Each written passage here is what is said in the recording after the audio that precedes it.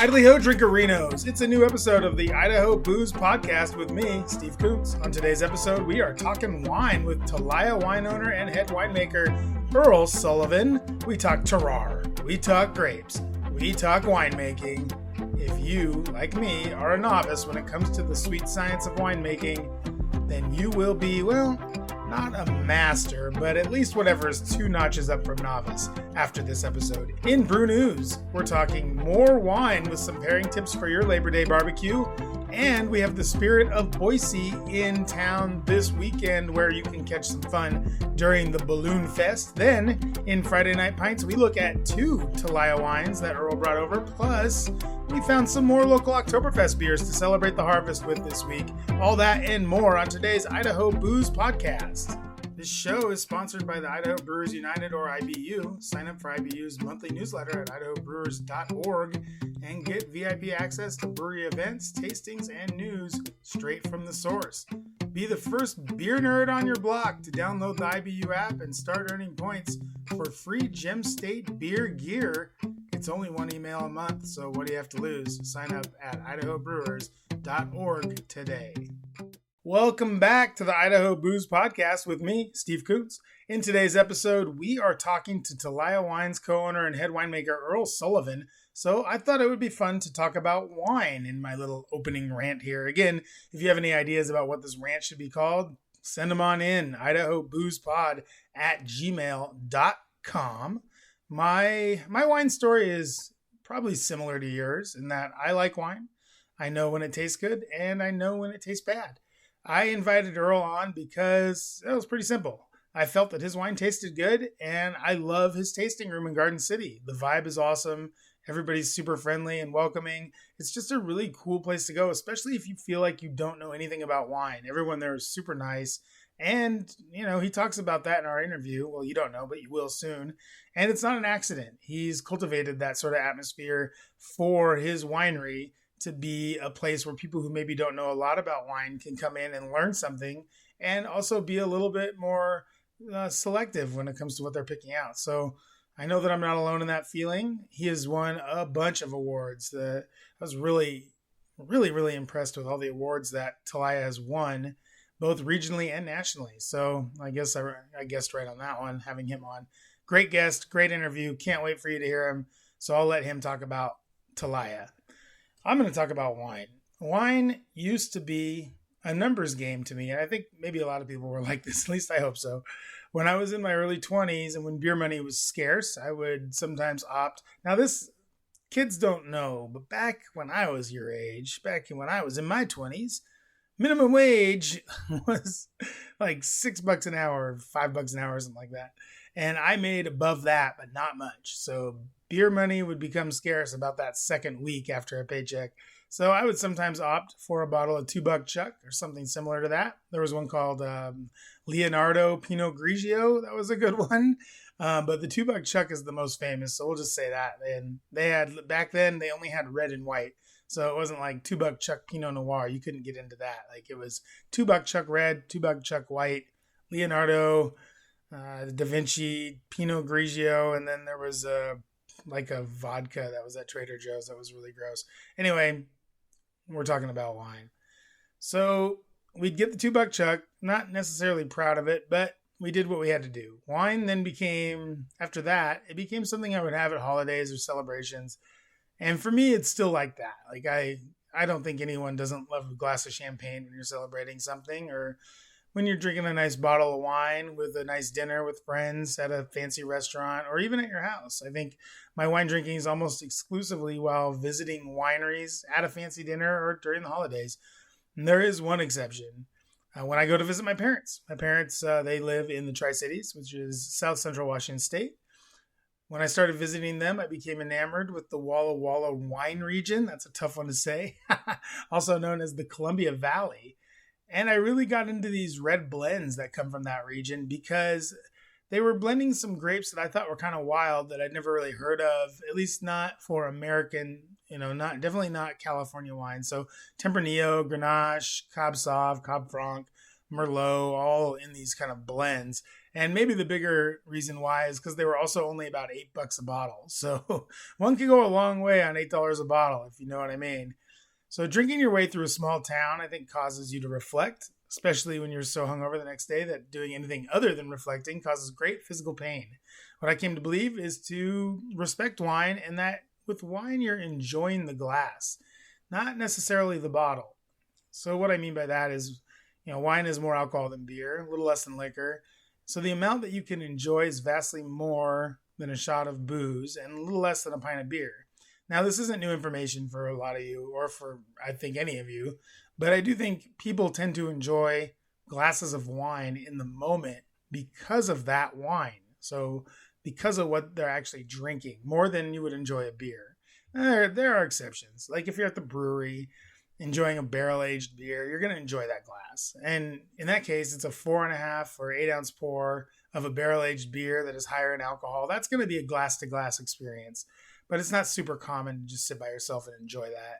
And more often than not, if you have like a giant bottle, like a 375 or a 750 or a 22 or whatever it is, you're going to enjoy that giant bottle with friends or family because it's just like a lot of beer to get through. Like one giant 22-ounce bottle of barrel-aged beer is a lot of beer. That's a big bottle of beer. And you can't stop it back up and put it back in the fridge. Like you have to, once you open it, you got to drink it.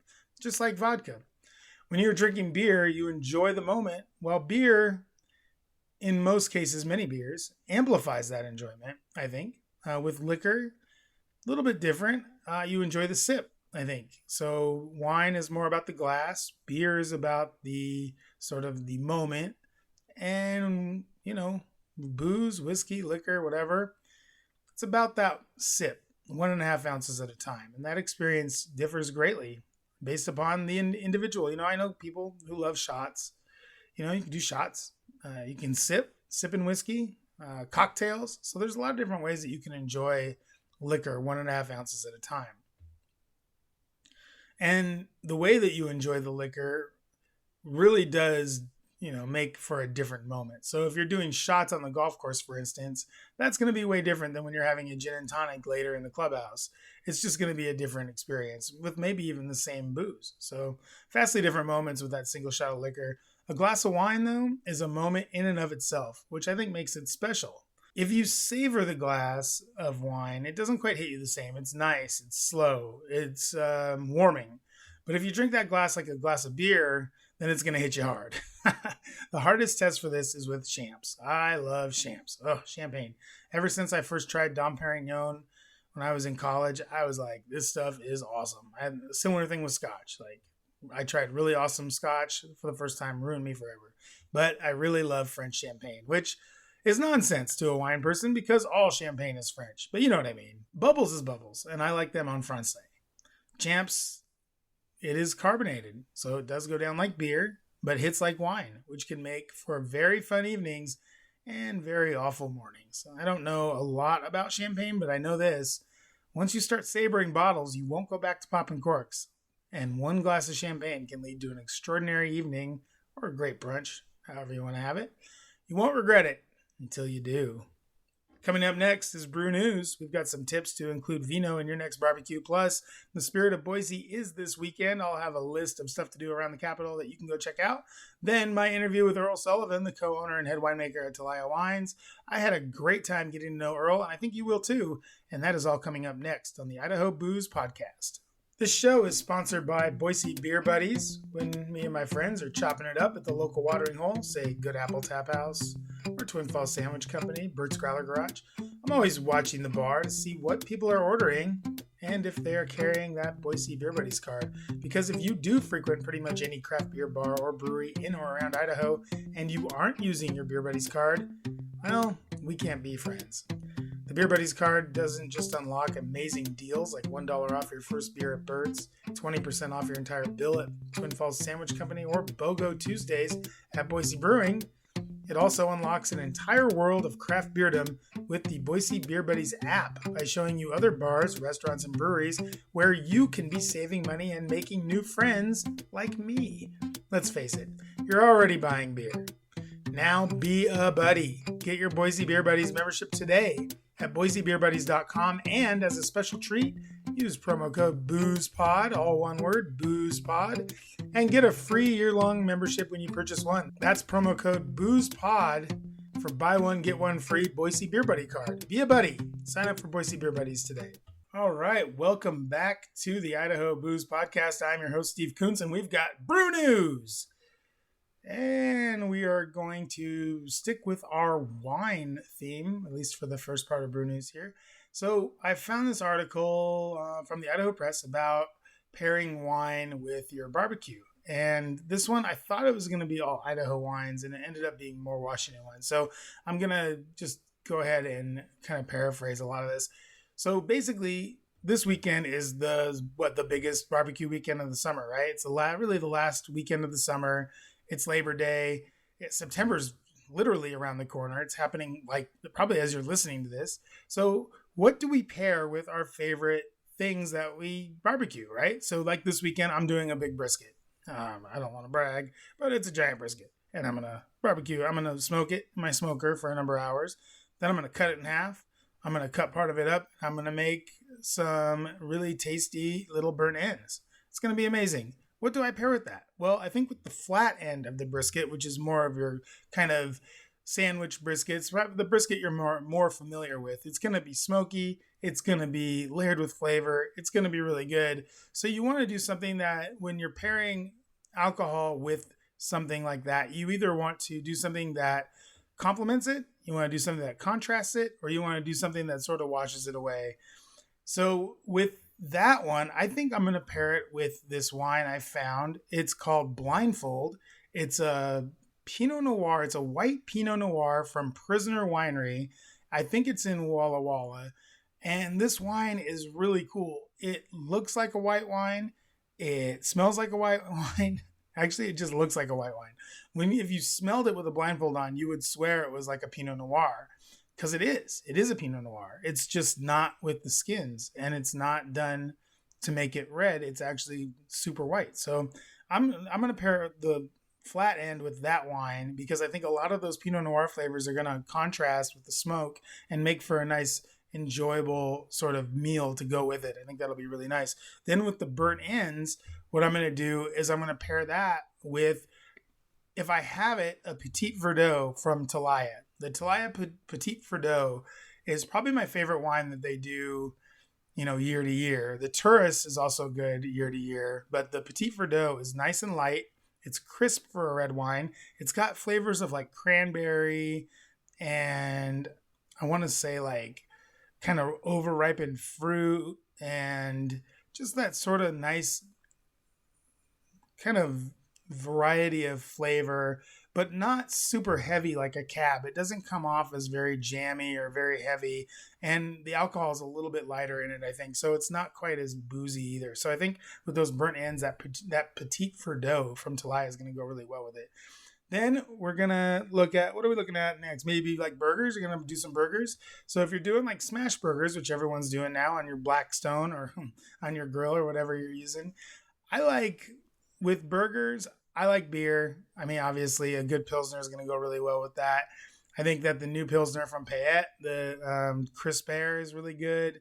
I don't know if they have it in cans yet, so I would go the Oktoberfest from Mother Earth, really tasty beer. I would also look at the Socktoberfest from Sockeye. That's pretty awesome. The new Slinging It from Sockeye and Odell. I'll have that in Friday Night Pints next week. That's a great beer to try with your barbecue burger. And if you're looking to go wine with a burger, this is going to sound a little crazy, but I like something with bubbles. So I'm going to go with a bubbly rosé. If you can find a bubbly rosé from any of our local wineries, that would be really good. The one that I've had a lot is it's the one from Coppola, I think. And it's in little cans. It's perfect. It's a little can of champs to go with your burger. And then if you're doing chicken is great to barbecue if you have a lot of patience and you like chicken. I like chicken. I like to marinate it, throw it on the grill. I'm usually pretty good about getting it off of there before it gets too dried out. Or what I like to do, which is even more fun, is do a beer can chicken. So you take a beer can, you stuff it right up where the sun don't shine. You plop that down on the grill and you let that beer do its work. And I guarantee you this, you cook that chicken to 165 and you watch it with your thermometer and it will come out perfect every time if you beer can that thing. It's It's unbeatable. You can't beat it. And then with that, I would do like a really nice white wine. I'm thinking like the unoaked Chardonnay from Telaya is really good. And I really like the sort of I had a Frizzante one the other day. Frizzante whites are really nice. They're kind of bubbly, but not really. And then the other thing I would look at would be doing like a local Sauvignon Blanc to go with that chicken. And if you do some vegetables on the side, certainly something like that would be really nice. So those are some nice like Labor Day ideas for you as you're getting your grill ready for the big holiday. What else going on in brew news? Spirit of Boise is back. It's this weekend. It's been going on for the last, I think, day or so. I think today is when it really kicks off. So Green Acres Food Truck Park is doing a little party for that. I got this from my Boise Beer Buddies newsletter, which you can get as well, boisebeerbuddies.com. Go sign up for that. Looks like the food truck park is staying open late to accommodate Spirit of Boise Night Glow. Live music and all trucks are going to be going strong till 9:30 p.m. tonight. We are a 5-minute walk from Ann Morrison Park. It's true. It's right next to, actually from Payette too, about 5-minute walk from Payette. So you can leave Payette, head over to the food truck park and check that out. Saturday, the party continues all day with music, food, and face painting. Get some. We're excited for our headliner. That's going to be 6 to 9 p.m. That's Matt Hopper and the Roman Candles. It's going to be their last, this is their first public show in Boise since 2019. So go check out Matt Hopper and the Roman Candles. They came in from Anchorage just to do this show. So that's going to be 6 to 9 p.m. at the Green Acres Food Truck Park. And then on Sunday, the party continues again all day with music, food, and more face painting. So wash off that cougar mask that you maybe had drawn on the day before and go in and get maybe a lizard painted on there, something like that. That's 11 to 9 p.m., 11 a.m. to 9 p.m. on Sunday. Then on Monday on Labor Day, more partying all day, music, food, face painting, 11 a.m. to 8 p.m. But yeah, it looks like Saturday is when they're going to go off and do the band Matt Hopper and the Roman Candles from Anchorage AK. So go check them out at 6 o'clock at the Green Acres Food Truck. And if you see anything else in Brew News and you want to send it along to me to read on the show, send it to idahoboozepod@gmail.com. Get a hold of me there and let me know what's going on. Coming up next, we have Earl Sullivan from Telaya Wines here. He is the co-founder and co-owner and head winemaker at Telaya Wines. He is sitting down in the hot seat for an interview all about wine. We talk terroir, we talk grapes, we talk all about that good stuff and more. And I think you're really going to enjoy the interview because it is a good one. And, you know, I don't say that about all the interviews. Well, I do because they're all good. But this one's really great. I think especially for our wine friends out there in the Friends of Idaho wine community on Facebook, you guys are really going to like this. And I think everyone else will like it too. So stay tuned next for Earl Sullivan from Telaya Wines. He's sitting down with me right after this. The show is brought to you by Like Button and likebutton.us. You own a company and it just made a sale. Congratulations. But do you know how much money you spent to get that sale? Did that customer just walk in the door to escape the blazing heat, or were they fed ads on their favorite mobile game, then on social media, then on Google, then on their streaming service before they decided to visit you? So how much did you spend to get that customer? At Like Button, we will not only set up a proven sales funnel that will generate leads, but with our unbeatable transparency, you will know exactly how much you spent to acquire that customer. Then Like Button will optimize so the next customers you get come in cheaper, so more money ends up in your pocket. Stop wasting money on ads that don't generate more money for you. Get back to doing what you love and let Like Button do the rest. Go to likebutton.us and sign up for a free consultation today. That's likebutton.us. Welcome back to the show. I'm Steve Kuntz. This is the Idaho Booze Podcast, and I am here with Earl Sullivan, the founder and head winemaker at Telaya Wine Company. Earl, what's going on?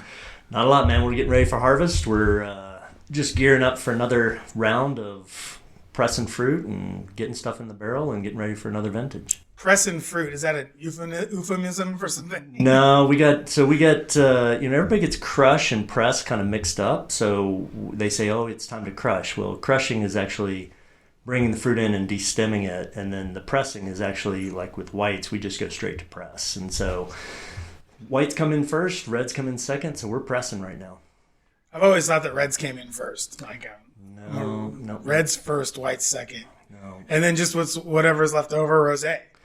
Well, rosé typically is picked earlier because we've taken a red grape and we want it to be a little bit higher in acid. So as the grapes mature, sugar goes up and acid goes down. So we want to pick that a little bit earlier. So it's usually whites, rosé, red. Man, we are getting into the bones of it really quick here. Well, welcome to the show. Thank you for so much for coming out here and being on and for enjoying the dogs and everything.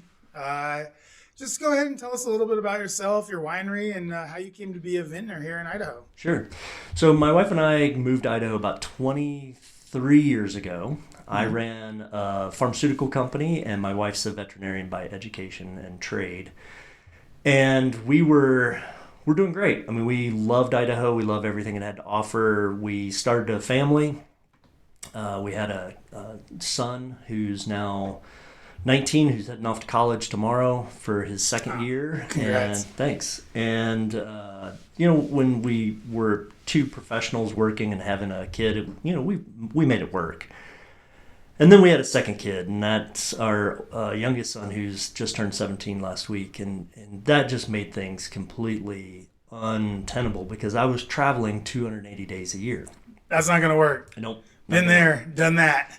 It doesn't work for a family. It does not work for a family. And so my wife and I sat down and we said, okay, what do we want to do that's going to change, our lives, but in a meaningful way so that we can continue to grow, continue to raise this young family, continue to be stimulated.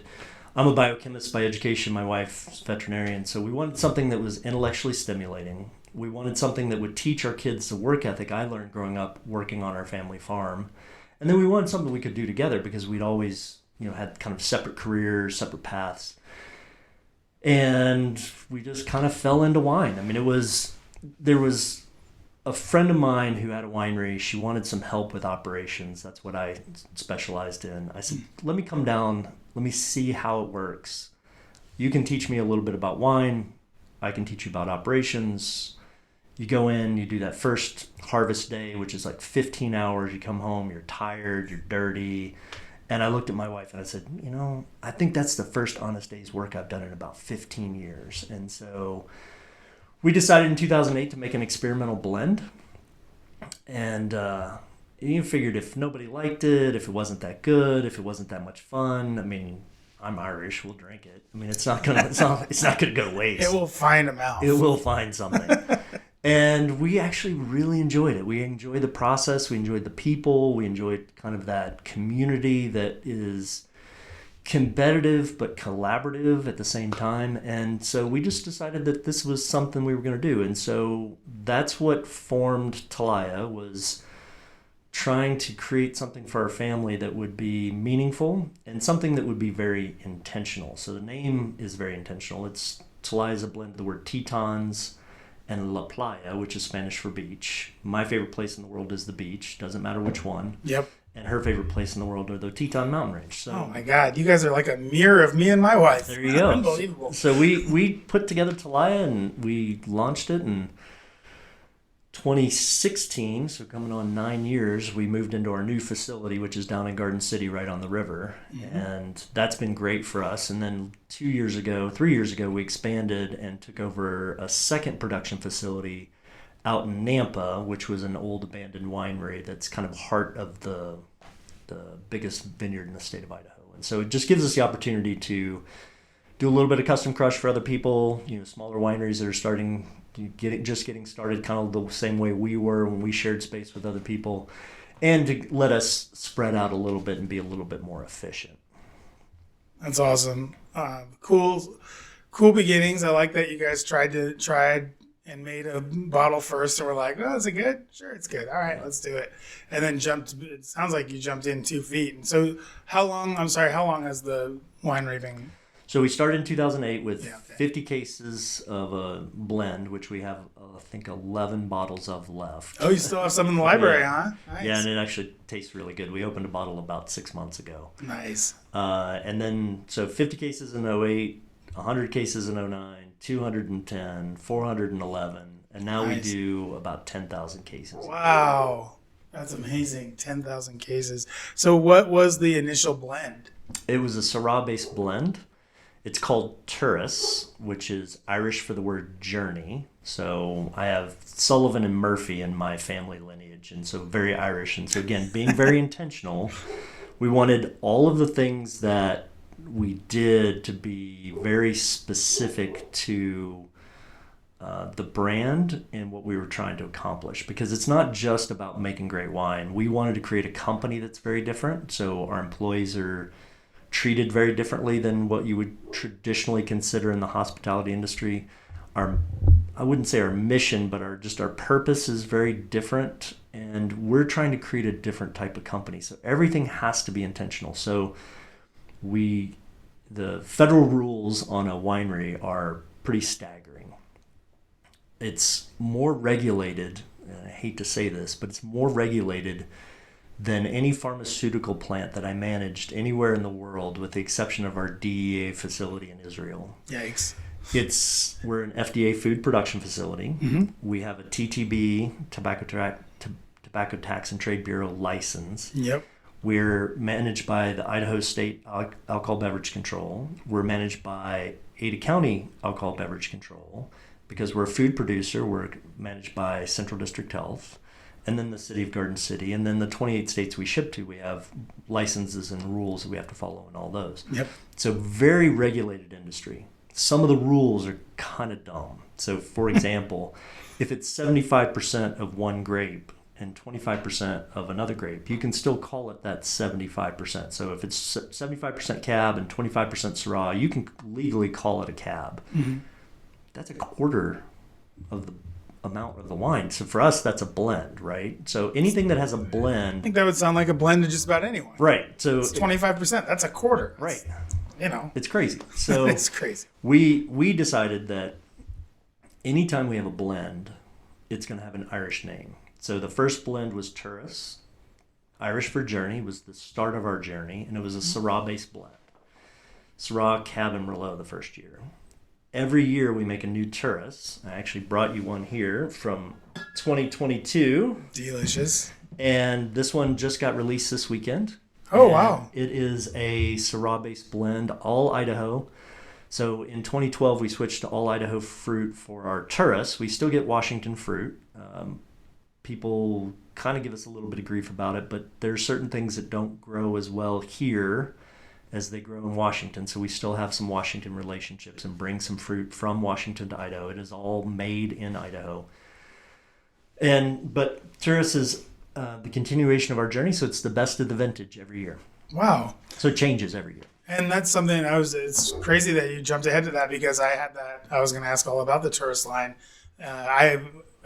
My wife and I, full disclosure, we're members, so we get I think a case every 6 months or something like that. Twice a year. And the Turas one is one that we're always looking forward to, because it is such a nice, different kind of blend, and it tastes different. I think we've been members for 2 or 3 years, and it tastes different every single time. So you guys are always looking to kind of advance that journey moving forward, right? Well, and it's what's the best of the vintage. So we've had a really hot summer this year, and now we're cooling down, which is nice. It's going to have an impact on the fruit a little bit in terms of how sugars and acids react. Certain years are colder than others, some years are wetter than others, and so different varietals behave differently then. And with our experimenting with barrels and experimenting with techniques, some years we do really well with Petit Verdot or Mourvedre or Malbec, and so whatever's the best of that year goes in with the Syrah, because predominantly what we produce in Idaho from a red standpoint is Syrah. Yeah, and you're getting a lot of, like you said, you guys are pretty honest. I mean, on your website and everything, about having Washington and Idaho grapes, right? So why did you decide to open the winery here in Idaho while still producing wines from Washington, basically? Well, we actually started all of our production in Washington, because in 2008, there wasn't, and still, well, there is today, there are a couple, but in 2008, there weren't any custom crush facilities in Idaho for people to go Go ahead and explain that term real quick. Yeah, so it's capitally really intensive to start a winery, to buy a press, to buy barrels, to buy processing equipment, to have air-conditioned space, to do all of the different things. It is a huge capital outlay, probably very similar for breweries and distilleries. And it's going to be in barrel for 2 years if it's a red wine, and you might get white wines off a lot sooner, but there's a lot of cash flow implications. 2 years, huh? Yeah, Jeez. It's like a bourbon. Yeah, and a really light bourbon. We want 4, 8, or 12. Really cheap bourbon. Yeah. So a lot of small wineries have to find a facility that caters to a lot of small wineries. And so they go out and buy the equipment, and then they have 10, 12, 15, 20 clients all using that same piece of equipment and then paying for it to help them offset the cost. And so in 2008, there wasn't a custom crush facility in the state of Idaho. There were facilities in Washington. Yeah. So in 8, 9, 10, we had all of our production in Washington. I was just driving back and forth to Washington. We're talking about maybe which region? Tri-Cities. Okay. Yeah. And again, not highly sustainable for a young family, but a much shorter period of the year. Hours. Yeah, it's not that bad. We're not talking about doing it 280 days a year. We're talking about doing it for 2.5 months out of the year, right? So just and you can load the kids up in the van and go to the Tri-Cities. I've got pictures on the wall with them helping bottling. I got them pictures on the wall with them, helping pick fruit. That's awesome. We have a friend who lives in the Tri-Cities. So we'd crash in his place. So it was functional and feasible, but it wasn't the best. And then 2011, Cinder had a facility down in Garden City, and it was split between, the building was split in half. Cinder was on the back half, and then Paraplay, Gina Davis Sellers, Coiled, myself, and one other person were on the front end of the building. Is that the Veer building now? No, it's the same one that Cinder's in. Oh, it's the Cinder, the same one. Yeah. Okay. And we made an agreement with Cinder to be able to rent their press. We had to have all of our other stuff, but we could rent their de-stemmer and their press. And that's pseudo custom crush. Sure. More of a collaboration, collective. I don't know what you want to call it. We could never really get our arms around what we were calling it, other than they were generous enough to rent us equipment for crush. Yeah, and in brewing it would be like contract brewing. Right. Like something like that, yeah. We had to have our own winemakers. We had to have our own barrels. We had to have our own fruit, all that kind of stuff. They just let us use the equipment, which was incredibly helpful, and is the reason we're here today, is because we got this opportunity to really plant a flag in Idaho. Yeah. So we decided that if we're going to be in Idaho, we should be in Idaho. We didn't want to move to Washington. We really like Idaho. And Washington has about 1,000 wineries in it. Idaho at the time had 32. We have 70 plus now. It's a numbers game. Yeah. We wanted to be on the front end of an emerging market versus the tail end of a mature market. Sure. And so we just decided that we wanted to stay in Idaho. We liked the values of Idaho. We liked the opportunity to get outside. We liked all the things that Boise had to offer. So we stayed here and decided to start getting fruit contracts in Idaho and giving up fruit contracts in Washington. The balance is, from my palate, my style, Cab and Cab Franc don't grow as well here as I would like. Mm-hmm. There's certain people who do Cab really well here. There's certain people who like the way Cab tastes here. It's just my personal palate. Yep.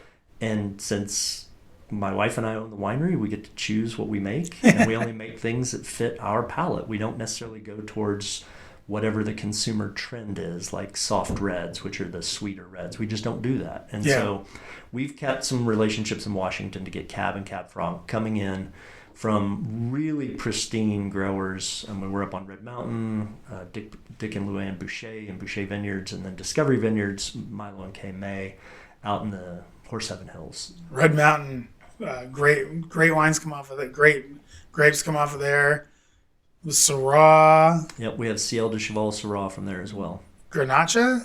We don't have any from that. No, not from us. We just do Syrah, Cab Franc. Okay, from Red Mountain. Syrah and Cab from Red Mountain, and then Cab Franc and Cab from Yakima. from the Horse Heaven. Or Yakima and then Horse Heaven Hills. Nice. Yeah, I'm a little familiar with the region. My parents actually live in the Tri-Cities, and my wife has been. She's she likes wine a lot, and so whenever we go out there, we visit. We have a couple of wineries that we like to visit. I imagine, do you still go out there a lot? I was just there Saturday. Which couple wineries do you like to visit while you're out there? A good friend of mine's Charlie Hoppus, so I go to Fidelitas. I mean, I really like Fidelitas. I think they do a great job. So, Fidelitas. Yeah. All right, we'll have to try them next summer. So it's right on Red Mountain. His tasting room is right where Sunset, which is the first road you come up on Red Mountain, and Antinori, which is the new road that goes around. He's just a hair past that on the left. Okay. Yeah, we hit up Brown. We really like them. Mark Ryan. Like them. Who else do we like out there? Yeah, those are a couple that we like. Bookwalter does a nice job. Yeah. Oh, LaCole. We're kind of basic, but I really do love LaCole, though. That they do a Semillon white Burgundy. For my money, like that's my favorite. I think that's my favorite, like white wine from that region. I just like the way it tastes. It's kind of like it's got some flavor to it. It's not super crisp or anything like that. It's kind of deep. Anyway, that's just me. Getting back, go ahead and give us just like a basic overview of the process you guys use now that you have your own crushing and your own machinery to create your wines. Sure. So whites and reds are a little bit different. Whites typically come in from the vineyard and they go directly into the press. In a red wine, all the color and flavor is really in the skin. So you want as much skin contact time as you possibly can. In whites, they brown really quick with exposure to oxygen. So a lot of people come in the winery and they're like, well, I can drink white wines, but I can't drink red wines because the sulfites give me a headache. And we have to kind of politely steer the conversation that most white... Is that true? No. Most white wines have 4 times more sulfur in them than reds because if you add sulfur to it, it'll bind up the aldehydes, which are the browning agents, and you can get a clearer white. So you bring them in, you put them in the press, you press them off right away, you put them in a tank, you let them settle overnight, let the dirt that was out in the vineyard on the leaves and any kind of pulp that made it through the press and any of that kind of stuff settle to the bottom, seeds, things like that, kind of a mud layer. And then you take the clear juice off the top into a tank, and then you start your fermentation. So pretty straightforward process. For reds, we bring them in. In our process, we dump them on a table and we sort out bad clusters, leaves, things like that we don't want. How do you know if it's a bad cluster? You can just tell. If you don't want to eat it, you wouldn't want to drink it. Perfect. I get that 100%. That's the way we train people is right. If you wouldn't eat that, get rid of it. Yeah. So it goes down a table. We have 3 or 4 people standing on the table pulling out leaves, which are bitter, bad clusters. It goes up a conveyor into a destemmer, which is a big cylinder with holes in it that the fruit goes through, and the paddles knock the berries off of the rachies, which is the vine that holds it together. And the berries fall through the holes, the rachies go out the back, and then that falls down onto another table, and then we pull out any little bit of stem that came through. And that's a process that we follow. Not a lot of people follow that, but it's because it's very labor intensive. It takes us a long time to do it. We're trying to get all of that stem and all that leaf out because that's a bitter there's some bitterness to it, and we want to make sure we have as pure a product in the bin for fermentation as possible. Sure. Yeah. So after we do this destemming, or what people refer to as crush, it'll be in a bin. We'll actually put it in a cold room with dry ice and let it sit for 5 to 10 days. Why do we do that? That extracts color and flavor. That's called a cold soak. And is the ice is in with the fruit? The dry ice is in there. Oh, it's dry ice. Yeah, it's dry ice. And the dry ice is there. It doesn't water it down. Yeah, it doesn't water it down. It's just to keep it cold because fermentation will kick off naturally at 60 degrees Fahrenheit. Yeah. So we want to keep it below that so that the native yeast that are in there don't get started, because we want to actually add our yeast to it to give it the exact flavor profile, the exact fermentation kinetics that we want versus what's naturally occurring out in the vineyard. Yeah. So we do this cold soak for 5 to 10 days. and then we'll bring it out on the floor, add our commercial yeast to it, a bunch of nutrients, and then fermentation starts. So sugar converting to alcohol, kicking off carbon dioxide, heat. That requires us to go in and do what are called punch downs or pump overs. Mm-hmm. We do them every 6 hours around the clock. Because you have a bunch of fermentation activity happening, right, and a bunch of foam and other stuff pops up over the top, right?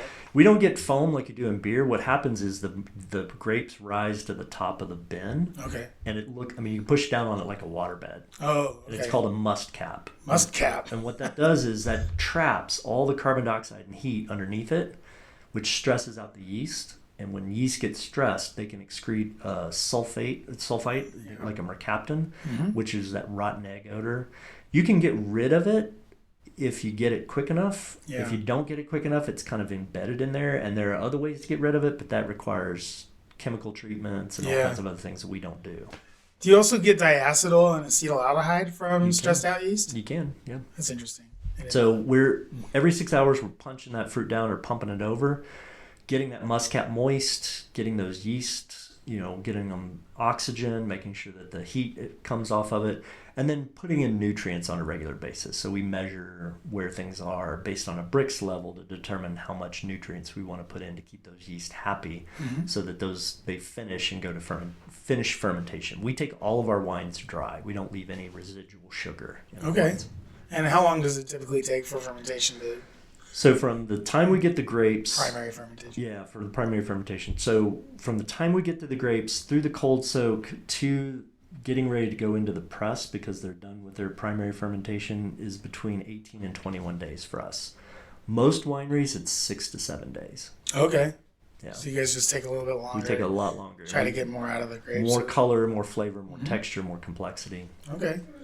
And have you found that, obviously you found that to be a successful way to do it, right? Yeah, that's the way. That's stylistically, again, I'm a little bit more of a European style winemaker. We try to make things with a little less alcohol, a little less oak. My goal is to make them so that they last a really long time, so that you can open a bottle 10 years from now and it tastes better than when you had it in the tasting room when it first came out. The last statistic I saw was 87% of all wine consumed in the U.S. is consumed within 30 days of purchase. So the aging is done on the car ride home. Sounds and it's right. not done in a cellar. Yeah. And winemakers know that. So these large wineries, which are quite frankly suffering right now because they're making $10 and $15 wines, which you just can't do with the techniques that we're using, or most of the techniques that Idaho wineries are using, that you can't do it and make a high quality wine that's going to last for 10, 15 years. That's interesting. I did not know that there was a prolonged process like that. That's really cool. And then so once you take the grapes out of the primary fermentation, they go into barrels, right? Yeah, so we'll take them all the juice off of the bin. That's called the free run. Mm-hmm. Put that in a barrel. Then we dump the must into the press. We squeeze out any juice that we want out of that. That goes into barrel. Then we're going to inoculate that with malolactic acid bacteria. So we're going to do secondary fermentation in the barrel and try to get rid of all the malic acid that's in there and convert it to lactic acid. And that process takes about a month. It needs to be a little bit warmer, so we always fight the winters here in Idaho a little bit. So we've got some techniques to kind of get it going faster and moving. Just a bunch of space heaters. Yep, space heaters and keeping the doors down and that kind of stuff. Co-fermentation with the primary fermentation sometimes, inoculating them right as we come out of press versus waiting until they're truly dry. And then once that's done, we will do another racking. So we stick a tube down in the barrel. It has a pin on the end, and there's a sight glass on there, and we have a flashlight under it. And we slowly lower down the pin until we kind of see what looks like a puff of smoke come through. And that's the lees. That's the dead yeast cells, any kind of dirt, detritus that's down there. Yeah. And then we take it a quarter turn back up, and we suck all that good juice out, mm-hmm.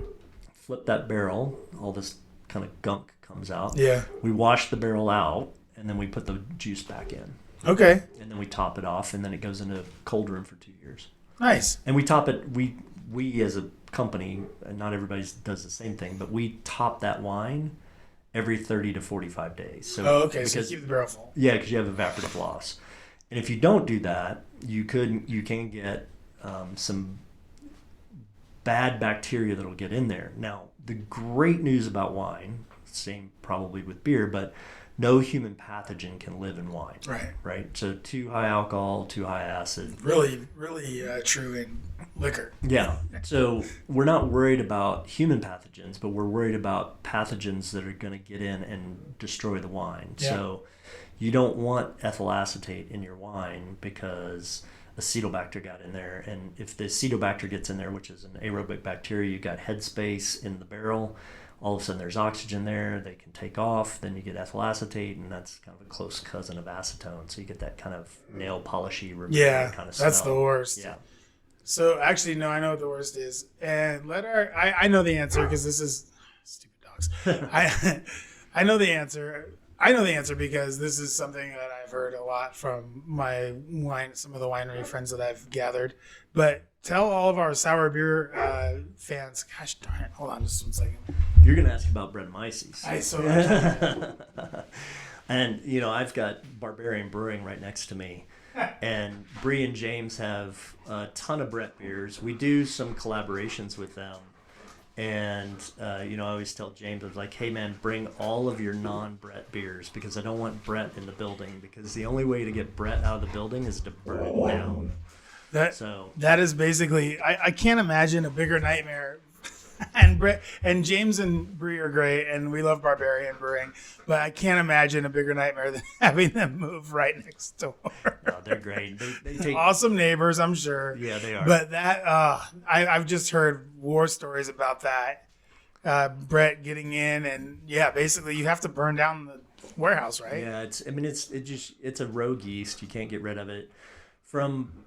Brett can be considered, especially in European cultures, an enhancement, whereas most people consider it a fault. Yeah. And it really depends because there's two different strains that get created, 4EG and 4EP. And so the 4EG is more of that barnyard kind of wet blanket kind of flavor profile. The 4EP is the one that's more like opening a box of Band-Aids. Yeah. That's the one that's really bad. Indian food. Yeah. And so we try to, we've had Brett in a wine before, and those barrels just immediately went out of the building, and we didn't do anything with them. You could, leave them, take them over to Barbarian. Take them over to James and let him have them. Yeah. It's if you keep your winery clean, it's something that doesn't have as much of an impact. Coming from the pharmaceutical industry, I am super diligent about how much cleanliness we do. We also have, we've put in ozone machines so that we can create our own liquid and gaseous ozone, and that allows us to do some really deep cleaning and helps us prevent any bacteria getting in the barrels. And so we're actually out on the back pad washing our barrels, and we use ozonated water to wash them just so that we can make sure that soaks into the pores of the wood and any little bacteria that's in there, because there's all kinds of other bacteria, lactobacillus, pediococcus, other kinds of things. But yeah, Brett's the one that we don't want. Nasty. Yeah. And it's kind of funny from a palate standpoint. I don't mind a little bit of Brett in older European wines. My wife can't stand it. I mean, she smells it, she can't drink it. I can't take any volatile acidity in my wines. She can take a little bit. So it's all truly palate driven, right? It's all stylistic. If you don't mind a little bit of Brett, you might actually really enjoy some of those. Or if you really enjoy, some of the Brett beers that are out there, you might really enjoy some of the Brett wines. There's different houses that have it and certain houses that don't. When we go out to eat and I'm picking a wine and my wife's with me, I'm definitely picking a house that I know doesn't have Brett in it. For sure. Because they either have it or they don't. Well, here's the thing. It's Russian roulette. I mean, can be. You're opening up a bottle of wine, and the thing with beer is, I know this because I've worked at breweries that have used Brett. You don't know what you're getting when you open that barrel up. Like I was on a tasting panel for a sour beer program at my first brewery, and the first time I tasted it, I was like, this is never going to be a beer. This tastes awful. This is just it's too much. It's too intense, and the flavor goes away too quickly. It's just there's no way this is going to be a beer. My head brewer was like, it'll be fine. And we kept trying for a year. We tried these stupid barrels, and we got to the end, and he was like, all right, it's ready to be bottled. I'm like, you've got to be crazy. He bottles it up. It's awesome. Great beer. Yeah. Amazing. So you never know. Like you don't, and each bottle of wine is different anyway, right? So like if you open up one bottle of Brett wine, it could be that wet blanket, that kind of hay, that nice subtle sour, whatever it is, and then the next one you open up could be Band-Aids. Yeah, it's a really tough thing once you get it in the building. Yeah, cleanliness helps.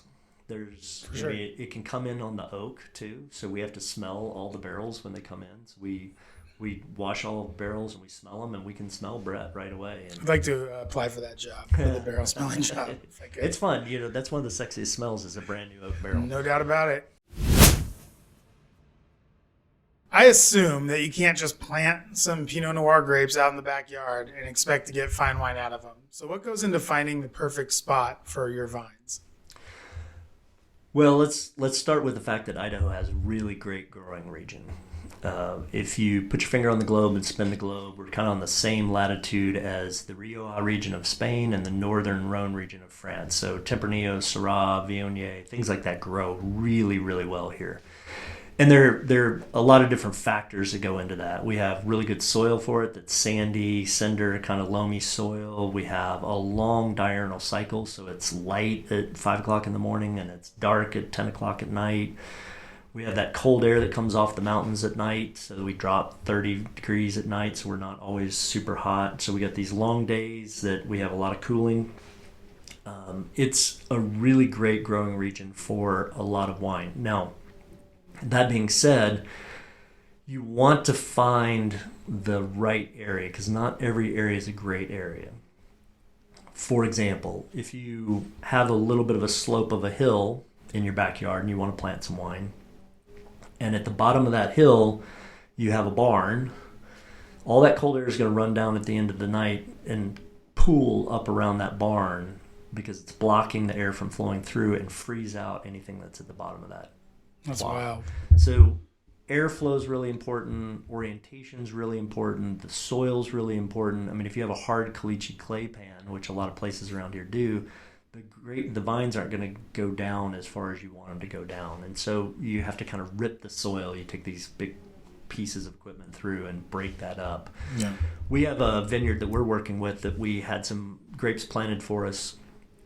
And they already had 2 blocks of reds, a Cab and a Malbec, and they wanted to plant a Petit Verdot and then 2 whites for us. And so ideally you would put the 3 reds together. And we'd been having a lot of trouble on the top end of this block with just over vigorous vines. So just the vines were out of control.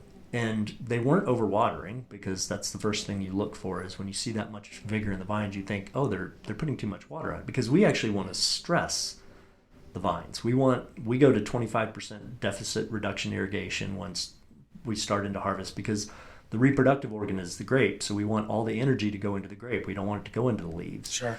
So we were having all this trouble with this thing, and we thought it was the cornfield that was above it. There's a pivot on it. We just figured it was running down the hill and, overwatering these. So as they were getting ready to plant this new set of vineyards, we said, can you dig some test pits? Let's just dig some holes, see what the soil's like. Let's make sure we're doing this right. And they dug that first hole where they were going to put that Petit Verdot and found an underground river. Oh, wow. And so that water is not coming from the pivot up above, it's actually coming underneath. Aquifer, yeah. Yeah, and so whites do a lot better with a lot more water, and so instead of red, red, red, white, white, it's now red, red, white, white, red. But if they hadn't done that testing, they would have probably put the wrong fruit in the wrong place. And Yeah. so there's soil, there's weather, there's airflow, there's all kinds of things that go into picking that perfect site. Cool. Thank you for going through that. I know it might be a little repetitive for you, but a lot of people that listen they're beer people, and it's great to learn about this stuff because I like knowing how it's made. I think it's neat. I like the way that if you drink cab from one winery and from another one, like if you drink like a Pilsner from two different breweries, they're going to taste a little bit the same, but they're going to be a little bit different too. But with you guys, it's like it's really from the ground up, right? Yeah, so let's take the example of a cab. I mean, I have 3 different cabs. I have one from the Horse Seven Hills, I have one from Yakima, I have one from Red Mountain. Those vineyards are 45-minute drive apart from each other in kind of a giant triangle. So the Red Mountain cab always comes off the second week of September.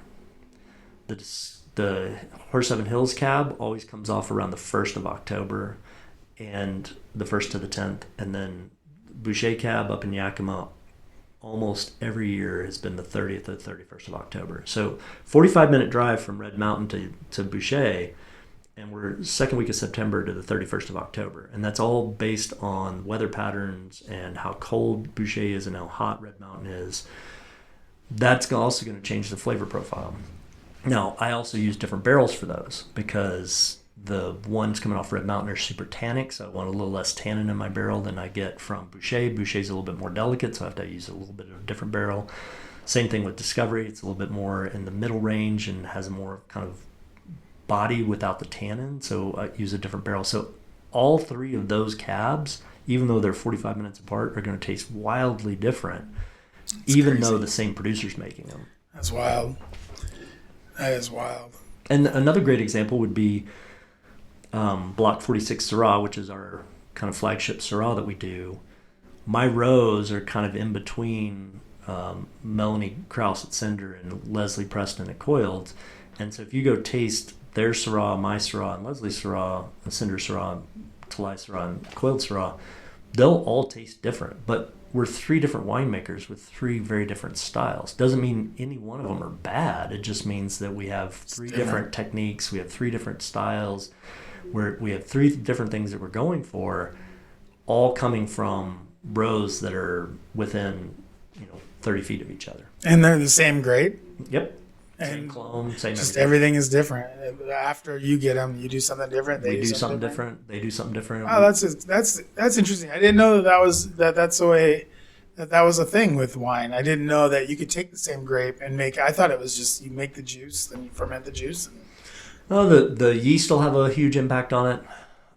The barrels that you use, do you use American oak? Do you use French oak? Do you use light toast? Do you use heavy toast? Do you use things that are 3-year aged oak? Do you use used oak versus new oak? I mean, there's all kinds of different influences that go from the time we pick it. And the time we pick it has an impact too. So if you think about grapes, and you kind of think of a spectrum, when they first start to ripen, going through veraison, when they go from green to red, they're really high in acid. So if you chew on them, they're super tart. I mean, it'll bring tears to your eyes. And there's hardly any sugar.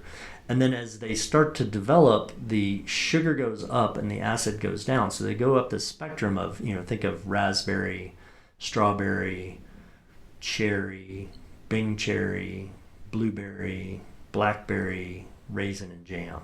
Okay. And when you pick that grape, you have set the flavor because you can manipulate it. In the state of Idaho, we're allowed to chapelate, which means to add sugar. I've never had to do it. But if we had like a really cold summer and sugars didn't develop, we could still pick that fruit and add sugar to it to get enough alcohol to get fermentation going. We're allowed to add acid. So if we let the sugars develop really high and the acid drops really low, we're allowed to add acid back to the wines.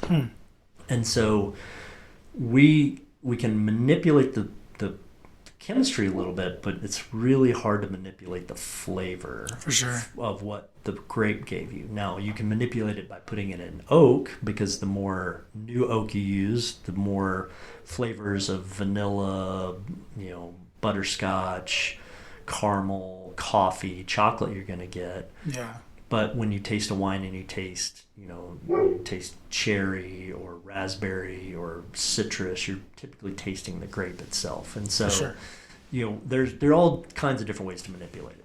So I'm a big fan of your diverse portfolio. I think it's really neat that you guys do so many different wines. The first, and I've talked about it on the show before, so I won't go into too much, but the first brewery I worked at, we did like 36 different beers. It was crazy. So you guys have a really diverse portfolio. So what was the thought process behind offering like a couple of different Chardonnays, a couple of different Syrahs? I think you have 2 different Rosés, and I think you said 3 different cabs, right? Yeah. So what was the thought process there? Well, we really wanted to be able to highlight the grape itself. And so when you look at, taking back to example, the cabs, the cab from Red Mountain is going to taste different than the cab from Boucher and the cab from Discovery. I could blend them all together and just have a big cab, but right. I think that there's a story that goes behind a Red Mountain cab and a Boucher cab and a Discovery cab, and it allows us to tell a brand story too. So, for example, 2012, our cab was judged the second best cab in the Pacific Northwest. So I go to the wine writer who does the competition and 4 years in, huh? Yeah. Not bad. I said, who beat me? And they're like, well, it's this little cult winery out of Washington called Passing Time. Huh. And Passing Time's owned by a gentleman by the name of Dan Marino and his former NFL backup quarterback, Damon Heward, who went to WSU. I was like, well, I can't. Oh, UW. Damon Heward went to UW. Yeah. So I'm not going to outspend 2 NFL quarterbacks. It's tough. Where did they get the fruit? Well, they got it from Discovery Vineyard.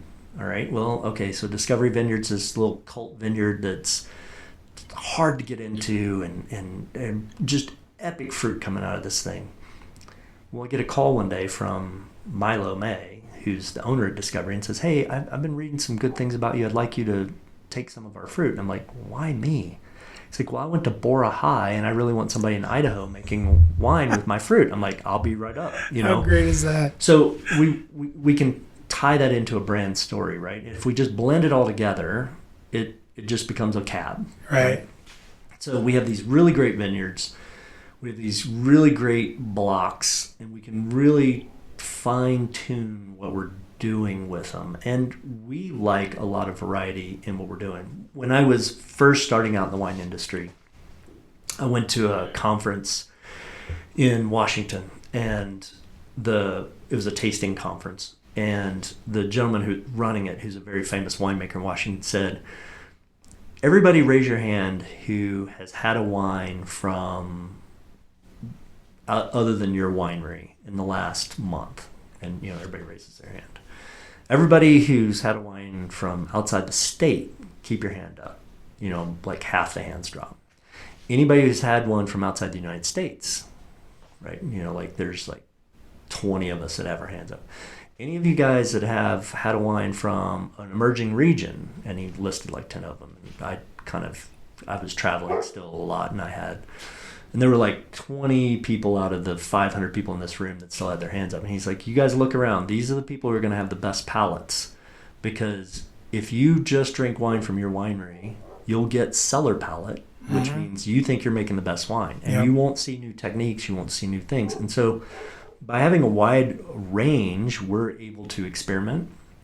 We're able to provide a lot of different opportunities for people. One of the things we want to do is make wine approachable. And if you come in the winery and you're like, I don't know how to say this word. Well, that's Mourvèdre. You've had it before because if you've liked GSMs, that's the M in the GSM. It's Grenache, Syrah, Mourvèdre.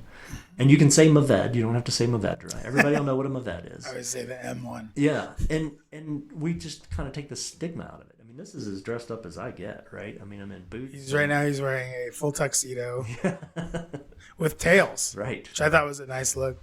I do wear a tux 3 times a year, but that's it. 3 times? 3 times. We have 3 events. You got me by 2.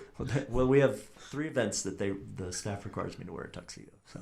Well, that's nice. And thank you for bringing it to the interview today. Although there's no camera, so you can't tell what he's wearing. He's just wearing. So he looks like he just got done crushing grapes. Basically. Yeah, I've been working on the cellar. That's good. We want wine to be approachable. A lot of people go into a restaurant or a winery and they're intimidated and they're scared to ask a question and they're scared to mispronounce something. And we want to take all of that out of there. We want you to come to our facility. we started as a winery, and now what we say is we're a hospitality company that happens to serve wine. We want you to come in and feel really taken care of. We want you to feel really at home. We want it to be your oasis. Yeah. And we want it to, we're tucked in right on the Boise River. We got this beautiful deck right on the Boise River. We want people to come and just escape from everything, and it doesn't matter what your politics are. It doesn't matter what happened that day. It doesn't matter whether you got a promotion or got fired. It doesn't matter whether you're having a fight with your girlfriend or you just got engaged. We want everyone to come in and just feel at home and at peace. I've been to your place a bunch of times. We really like it. And like you were saying, it conveys. Like, you get it from the staff. You get it from the wines. I think the wines are incredibly approachable. As someone who's sort of, my wife says that I only drink it when I know it's expensive. That's what she said. And she's not wrong. She's not wrong. Right. I enjoy a glass of wine, but I only have a glass of wine every so often. So I want it to be something, on the better side of good. Right. Which is another reason why we joined your guys' winery. We had a couple of your wines and thought, this I thought at least this is something that we could join and we could drink their wine. So this is all to get to a question not about your wines at all. I would call Telaya an early adapter, Garden City, and the Greenbelt in particular. So what drew you to that location, and just how great is it to just sit out there on that patio? Well, so going back to where we were before, we didn't necessarily choose to be in Garden City originally. That was where the opportunity was with Sender. Right. And once we got in, we realized what a great location just in general Garden City is. And there are a lot of different factors for that. We believe that we've been helpful in the revitalization of Garden City because we made a multi-million-dollar investment down in Garden City. But that comes with city council and a mayor who are highly supportive of the craft beverage industry in the sense that they wanted to change the consumerism in Garden City. They wanted to bring in a different clientele into the city. They wanted things like wineries and breweries and cideries versus more car places or smoke shops or things like that. Or whatever. Right. And it doesn't matter. It's whatever. Any small business can be. And if you've lived here for longer than 10 years, you could see it. Yeah. Right? It's totally revitalizing. Yeah, totally. And there's a huge commuter area in terms of pass through on Chinden. Yeah, one road. Yeah. So at 4:00, we fill up because people don't want to fight the traffic. So they'll stop in and have a glass of wine before they head home, and maybe walk down to Ling and Louie's and get something to eat, or Wepa or the Stagecoach or wherever. And so we've kind of become a destination. We picked that particular location. So when Sender told us that we weren't going to be able to renew our lease, and they gave us a little over a year's notice, so it wasn't like we were coming up to negotiate. No, they did us a true solid by doing that. That's awesome. We started looking around for a place, and we looked at a bunch of different buildings. Tons of different abandoned buildings in Garden City. We wanted to stay in Garden City. We really liked the vibe. Mm-hmm. And we, the brand being Tetons and La Playa, we wanted mountains and water. So we would go down to this old parking lot right next to the Riverside Hotel every day, and we would get out of our car and we'd walk to Greenbelt looking for lots or buildings or whatever. Just empty space, yeah. And one day we were in that lot, and I'm like, every time we've parked here, this has been empty. And so I happen to know one of the owners of the Riverside Hotel, and met for drinks and just said, would you ever consider parting with that parking lot? And they're like, well, it's not really something we don't like doing that. And I'm like, you don't really have any walkable amenities for your customers, because at that time, Barbarian wasn't there, Split Rail wasn't there, Stagecoach was closed because it had gone bankrupt at that time and before it got revitalized. Yeah. It was Joe's Crab Shack. Wepa wasn't there, we weren't there. And so we went and made a pitch to them to say, hey, we'll be a walkable amenity for you if you can let us have this particular piece of land, and kind of showed them the vision. And they said, hey, that sounds like a great plan. And, a multi-million-dollar investment in Garden City with something that looks like it belongs there, not something that's so crazy that it looks out of place. Right on the river.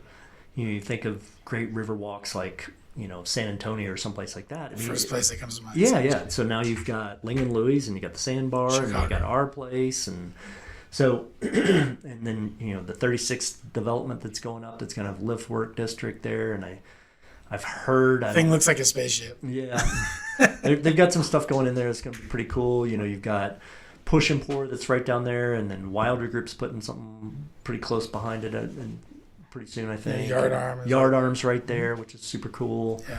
So, there's just a lot going on down there. And so we hope that we've been good stewards of trying to be the revitalization of that area. Now, in concert with the Riverside putting a lot of money into redevelopment of their facility. Yeah, Sandbar. Yeah, they put in a new indoor pool. They've remodeled all their rooms. So there's a lot going on down there. And so for us, it's been really great. It's grown our business tremendously. We're right on the Greenbelt. We had this beautiful deck that we just built 2 years ago right on the Greenbelt with sail shades, so you can just sit outside and enjoy. A beautiful day like this, we'll be packed out on that patio. So we value honesty above all other here on the Idaho Booze Podcast. And I will tell you about 42% of my decision to become members at Telaya was because of the patio. I love that patio. And patio. I love the extension that you did on the patio. Yep. The whole time before that extension happened, I was like, man, it would be great if the patio went out there. And then you guys went ahead and did that, which was awesome. I love that you can see Whitewater basically from right there. You can see people doing that. It's just a perfect spot. I can't, you guys and Sandbar and then Yard Arm and then whatever's going to be down the street there with that giant, new place. I think Garden City is on the up and coming. It looks like it's going to be a lot of fun, a lot of cool stuff to do there. And you guys, for my money, right on the forefront of all that, I think it's you guys, Sandbar, Yard Arm. That's kind of the three early adopters.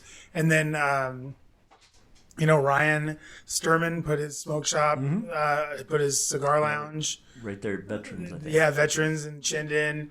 Parcero, she opened her wine bar right there, which is really nice. Yeah. Wells Fargo and building. Then Pare and Veer and Jed's place, Split Rail. Split Rail right there. Yeah. So I think it's awesome. It's a really neat little community. I know, having worked in the beverage industry, you are competitors, but you're also, like you said, collaborators, and you're also kind of in the region. So, it's kind of a built-in partnership there a little bit, right? Yeah, if you look at it, so it starts all the way down at Potter Wine, and then you've got Meriwether and Rolling Hills, and you just roll all the way up to us, and we jokingly refer to it as the Chinden Booze Cruise, but I love that. It's great. The idea is someone get that on a bus. Yeah, the idea is that there's something different for everybody, right? And just take 32nd Street, where we are.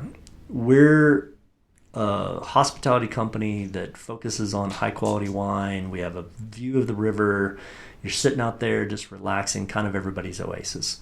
You walk 30 yards and you're in Barbarian's Tap Room. Mm-hmm. You can play cornhole on the back lawn. They got the barbecue truck there. We've got Terroir out front of us. But, Terroir's kind of, he's French and his partner is American, and they've got a Burmese sous chef, so they've always got a really interesting menu.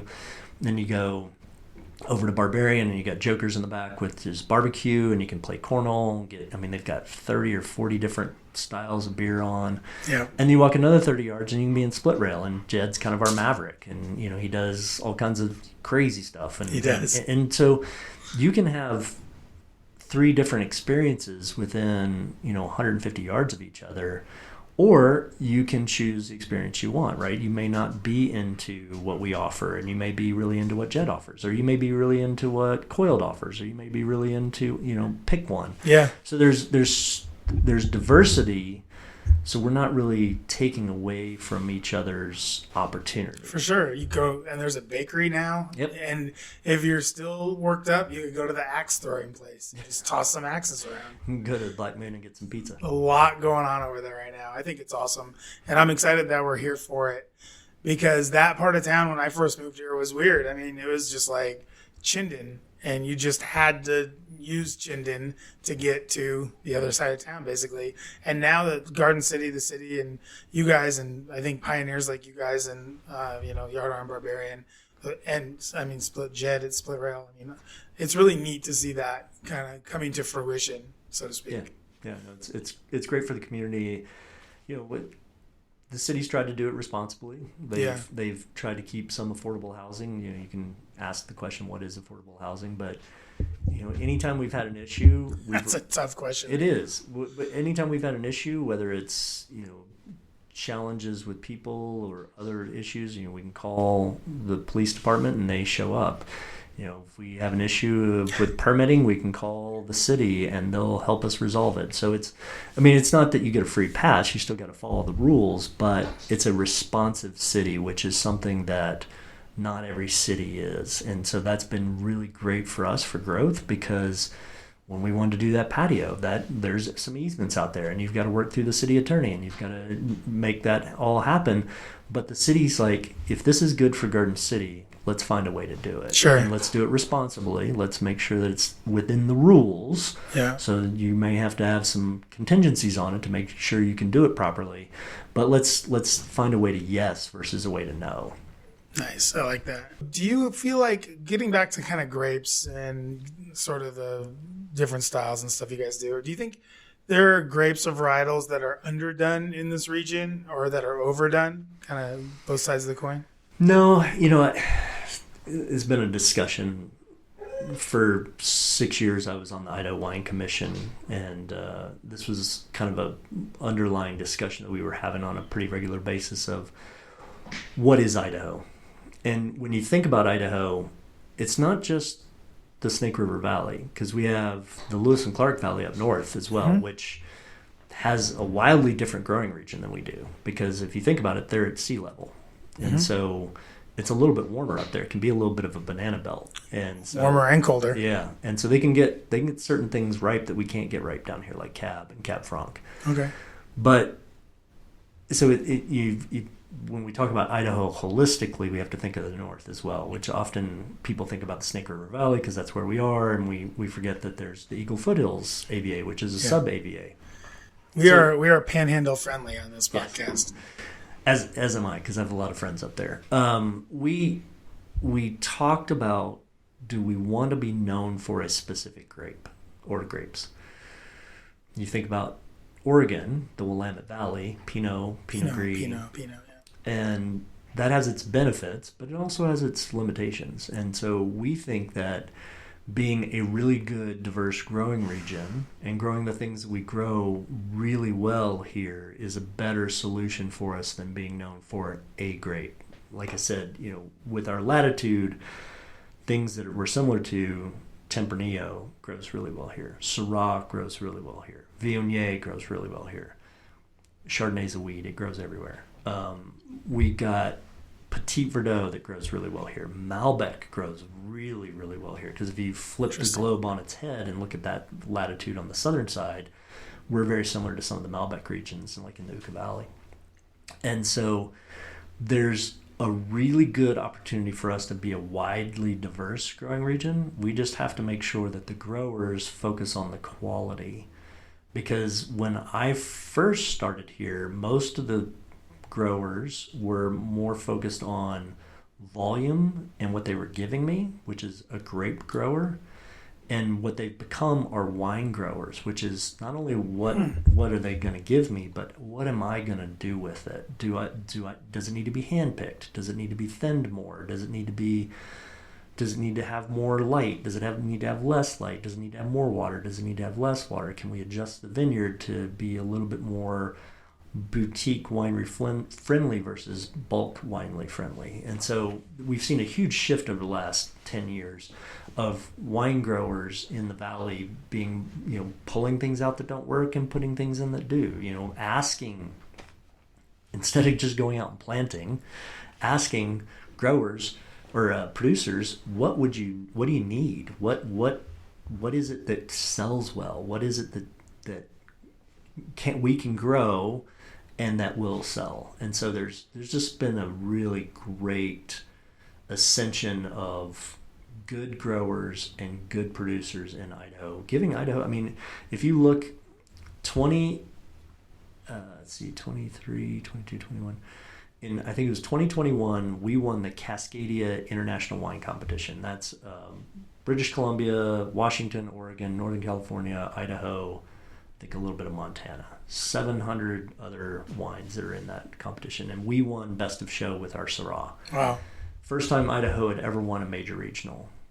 The next year, my former assistant winemaker, Haley Mender, who owns 3,100 cellars, she won.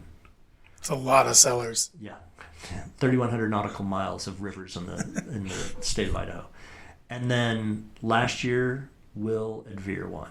So 3 years in a row, Idaho's won this major national regional competition. That's awesome. Showing that Idaho's really got quality running, because we're beating out Washington wineries, Oregon wineries, British Columbia wineries.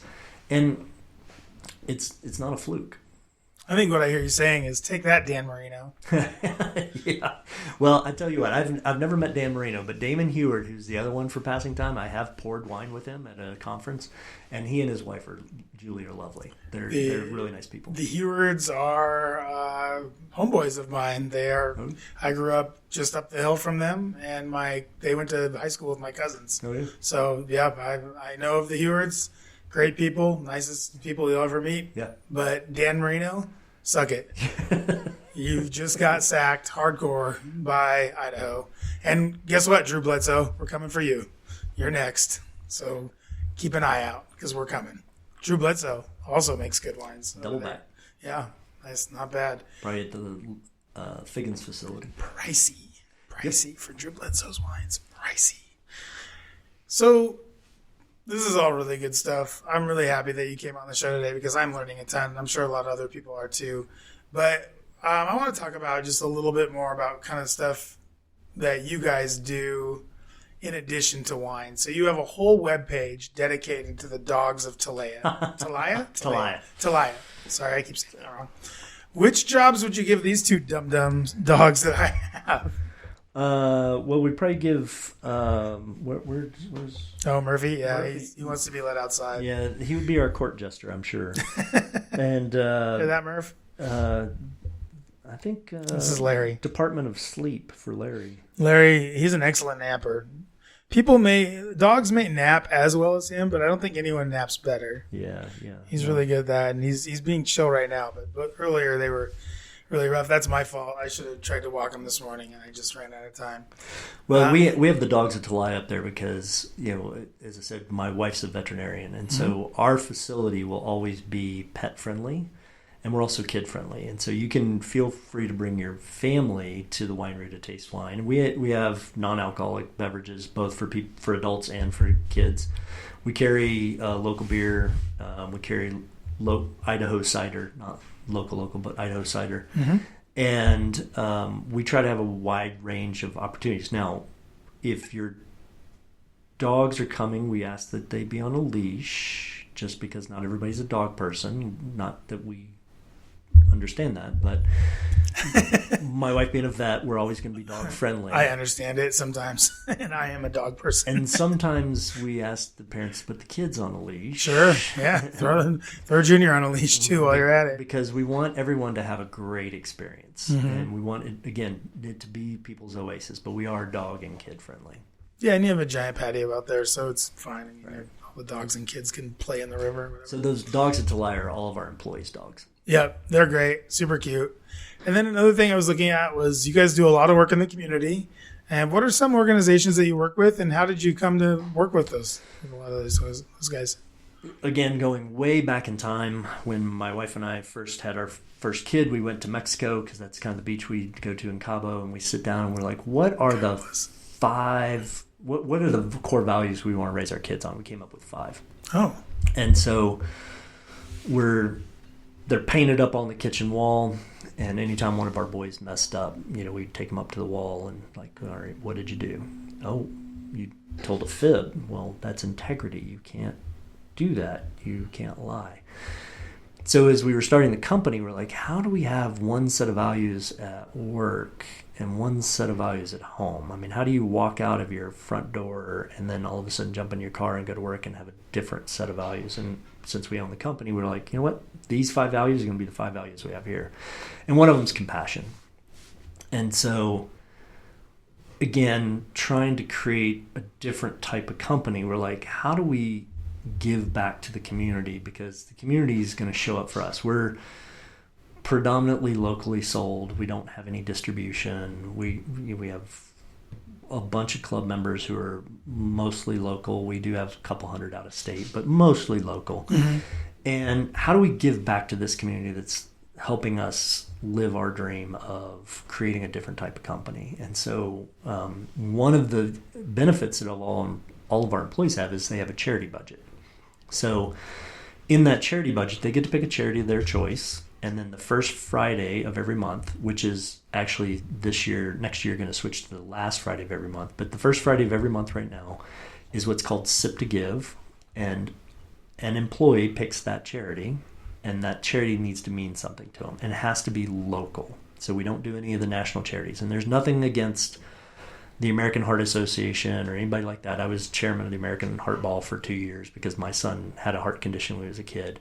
But we want that money to stay locally in the community. We want to give it to the WCA. We want to give it to, the Bogus Ski Foundation. We want to give it to, the Boise Bully Breed. We do a lot of stuff for first responders. We do a lot of stuff for just generally trying to be involved in the community. And we feel like that giving back to the community is important because those are our people who are supporting our business, and so trying to keep it local. But one of the reasons for having a charity budget, other than compassion being one of our core values, is we ask our employees, "What's your charity?" And if they can't tell us, they're probably not going to be very good at our job, because if you've never thought about giving time or money to a charity, you've never kind of gone that deep, you're probably not going to be able to do the level of hospitality we're going to ask you to do, because we're asking you to give of yourself all day long. All day to those customers, you have to give of yourself. It's not take, it's give. Yeah. And so people who have some charity that they've worked with or really care about typically do better in the hospitality space. We had 5 things too for our kids. It was dodge, dive, duck, dive, something like that. Dodge. Yeah. Another question I had just written on here, orange wine. Don't love it. I've tried a lot of different orange wines, and I haven't found one that I love. Technique-wise, can do it. It's just until I find something that I love, I'm not gonna do it. I mean, I don't drink a lot of Pinot Noir, so we don't do Pinots. We don't do sweet wines. We don't do sweet whites. So it's just one of those things that we, being the owners of the business and being really focused heavily on intentionality, we only do things we would drink. Gotcha. That was just for some of the orange wine fans out there. I just haven't found one that I love, and I've tried a bunch of them. I just can't find that one I love, and I don't know why. It's not something I'm willing to not try. They're basically immature red grapes. What they do is they leave them, and then they leave them on the skins. Yeah, they leave them on the skins for an white wines on the skins. It's white wines. Yeah, on an extended period of time, and that. It's what I would call almost a sienna. It's like a burnt orange because it's kind of browning. So it's And there's lots of different categories out there that people come up with for new wines. Yeah. Soft reds being the big Soft red. Yeah. I mean, you get the ones that are infused with chocolate. I mean, just sounds like a lot. Just things that we're never going to do. All right, Earl Sullivan, you've been nice enough to hang out here Yeah. for the last hour or so. I've rapid fire wine questions. Sure. Go for it. Five and then a bonus one. So here we go. This is rapid fire. You ready? Best wine to bring to a dinner party. You don't know the food. Blend. Best wine to bring to a barbecue. Red. Best wine to pair with a celebration. Bubbles. And you can talk your own wines too if you want to. You can say, it's been a long day. Which wine do you reach for? The one with the screw cap. Nice. And the last question here, or the last rapid fire question. You're out camping. Which bottle comes out during the day and which at night? Rosé during the day and a deep red like a cab at night. Nice. And then there is a bonus rapid fire question. The movie Sideways, yay or nay? I'm gonna have to go with nay. And Oof. the only reason is because it destroyed like a $200 million. Poor Merlot. I mean, literally, the market dropped $200 million the next year on Merlot for no good reason. John Adams wasn't having it. Oh my goodness! Did not want Merlot. It was a funny movie though. I funny. actually enjoyed watching the movie, but for what it did to the wine industry, Merlot. I hate to see when popular culture dictates what we should be doing. You know what? Maybe I'm a convert now. I love the movie, but I do see what it did to Merlot, and it was pretty nasty. That's pretty rough. So Earl Sullivan, founder and head winemaker at Telaya Wine Company. Thank you so much for coming on today. Yeah, thanks for having me. Is there anything coming up or going on at the winery you want people to know about? Through this end of the summer, we're still doing our music series on Thursday nights, which is free. I think we have one last music in the vineyard, which is the last Friday of every month, which is also free. I just encourage people to check out all the events that we do. We have a lot of different events at the winery. Some are educational, some are fun. We're open every day. We close Christmas Day, New Year's Day, Thanksgiving Day, and a couple of days in January to take our staff off site. So we're around. Come see us. Come enjoy some Idaho wine and hang out on our patio. Awesome. Thanks a ton for coming on the show today, Earl. And I will look forward to being there very soon to pick up my next allotment. So thank you very much, Earl Sullivan from Telaya Wine Company. I said that right? Yep. Did I get it right great. that time? And coming up next on the Idaho Booze podcast, we have Friday Night Pints, where I will review at least 2 of Earl's wines for that, and expect those reviews to be very favorable. Okay. That's coming up next on the Idaho Booze podcast. Friday Night Pints is brought to you by Idaho Brewers United. Did you hear? IBU is going digital with the new Idaho Brewers Trail app. It used to be a map, and now it's an app. Want to know if your favorite beer is on tap at your favorite brewery? Check the app. Want to earn points towards amazing prizes from local breweries? Check the app. Need to get that hot goss going on in the brewing industry? Check the app, people. Be the first on your block to have the app by signing up for the Idaho Brewers United Brew newsletter at idahobrewers.org. Go to idahobrewers.org, sign up for that newsletter today, and you'll soon be able to check the app. Welcome back to the Idaho Booze Podcast. I'm your host, Steve Kuntz. Thank you so much to Earl Sullivan. Wasn't he great? He was awesome, wasn't he? Man, that guy, he is just a nice guy. And it was great to sit down with him and talk wine, learning all about Telaya, where they came up with the name, how him and his wife sort of came to found it, and all of their different ways that they've kind of built that place up to be so fun and inviting and relaxing. It's just really cool to hear all that stuff and hear about how he did that. So thanks a lot, Earl, for coming on. I hope you all enjoyed that interview as much as I did. And right now we are talking Friday Night Pints, 8-ounce edition. We have the latest Telaya Turas release here. Earl left that behind with a rosé, and then we had a Chardonnay as well from Telaya. Also have some stuff from Barbarian and Burt's. So let's get going. The latest Telaya Turas release is a 2022 vintage. This one comes off very fruity. It's got a nice rounded kind of peppery bouquet, with a lot of like cranberry, overripened dark fruit. I'm thinking like plum in there. And it just drinks really nice. I thought that the 2021 Turas, which I had at the winery, was maybe a little bit more barrel forward, whereas this one seems to be more kind of juicy, winey, sort of fruit forward. So a little bit of difference between this one and that one. Go out, check it out. You can get it today over at Telaya Wine in Garden City. That place is awesome, by the way, especially right now when the weather is so nice. So hopefully the smoke kind of dies down. You can go check out their patio, which is really cool. We talked about it in the interview. The rosé, it's neat. Like I just think that the Telaya rosé, the one that I got, this is the non-Syrah one. This one is a neat rosé. It looks like kind of like a white wine with a reddish hue, and pours really nice. It's just a really nice looking wine in that it's kind of pink. It kind of looks like what wine looks like in cartoons, if that makes any sense. The nose on it's really nice. You get a little bit of lavender. You get a lot of like strawberry. You get a little bit maybe of peach or melon, something like that. And then just really refreshing and nice on the palate. It's very sort of sharp. It's not soft. It's a nice, like, kind of brisk, I would say crisp. Yeah, I think that's the word they use for it, right? Crisp. Yeah. So that's what it is. It's a crisp rosé, notes of strawberry, I'd say a little bit of melon, and it's just a nice, like, drinking rosé. It's not overly complicated. Just drink it. It's really good.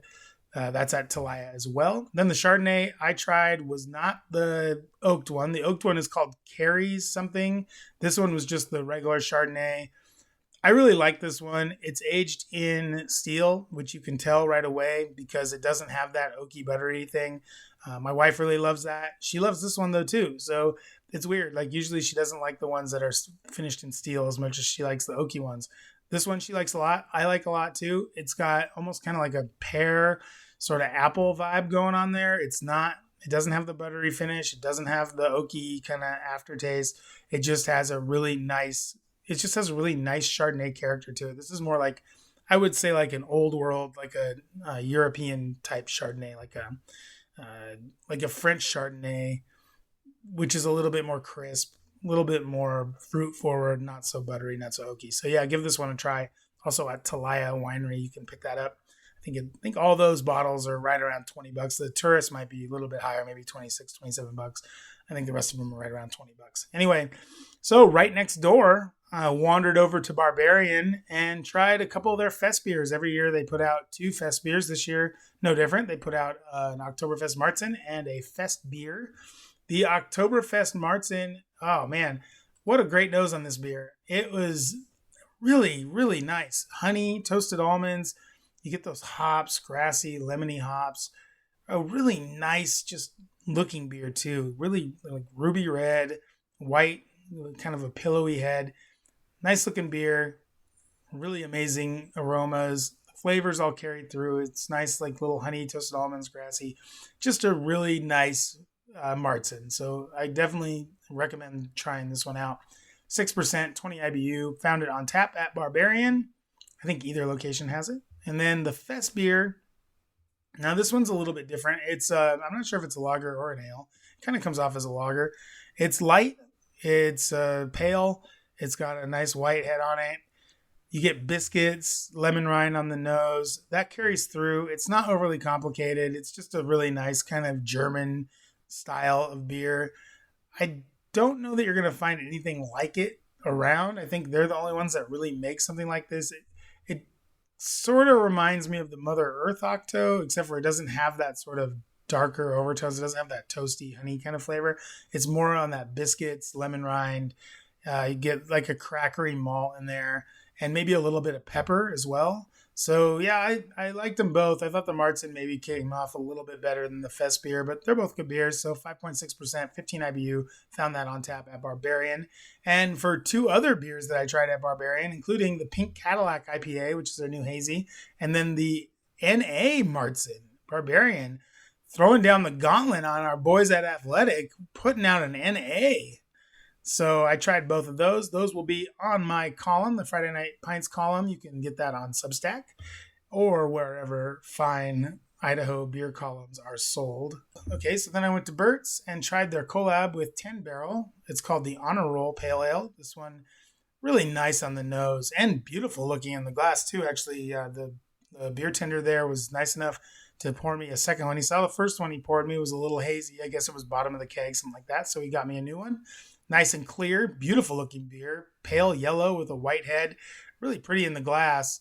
And on the nose as well. Citrus, grapefruit, lime zest, lemon, all right there up front on the nose.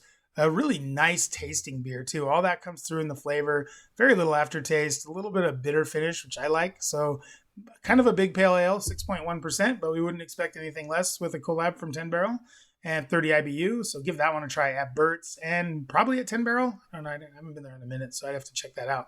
And then I tried another Burt IPA. This one, Ragtop IPA. Tropical fruit and citrus on the nose. Sort of like juicy, but not quite East Coast, not quite West Coast. Citrusy, bitter, sort of in the middle. Central Coast, maybe? I don't know. Tropical fruit, citrus on the nose, carries through into the finish. Really nice beer. Tasty IPA, 6.5%, 60 IBU, also on tap at Burt's. Give that a try. And I had one other Burt's beer. I'll throw that in the column along with a couple other beers I tried this week in and around town. So that was Friday Night Pints. Good one this week with a little 8-ounce edition as well. So that's the show. Big thank you to Earl Sullivan from Telaya Wines for sitting down with me and explaining how this whole wine thing works. I'm looking forward to enjoying more wines from Telaya and other Idaho wineries in the future. Thank you so much for listening, everybody. Really, really appreciate it. Can't thank you enough, really. It's awesome. And seeing all the comments and everything is really fun. So thank you so much. If you got anything to add to the show, or you just want to tell me what's going on in your life and how you are doing, go ahead and email me at idahoboozepod@gmail.com. Love to hear from you. Check out the show notes for more on the Spirit of Boise. We'll have that up on there. Also, we have a promo code with Boise Beer Buddies. BoozePod is the promo code. BoozePod, all one word, for 2 for 1. It's a BOGO Buddies card. So you get 2 for 1 Buddies cards. You save $25 today and millions on beers in the next calendar year with that Boise Beer Buddies card. Promo code BoozePod. Check out idahobrewers.org for the latest from IBU. Check out our friends at idahowines.org as well for the latest on what's going on with the Wine Insider. Lots to see on there as well. Some stuff coming up. Looks like Meriwether has another cider fest coming up and some other wine things happening as well. So lots going on. Happy to share the show with you all today. Hope we have some new listeners out there. That'd be great. Hope you enjoyed it. I am Steve Kuntz, and this has been the Idaho Booze Podcast. Good day and good drinking, everyone.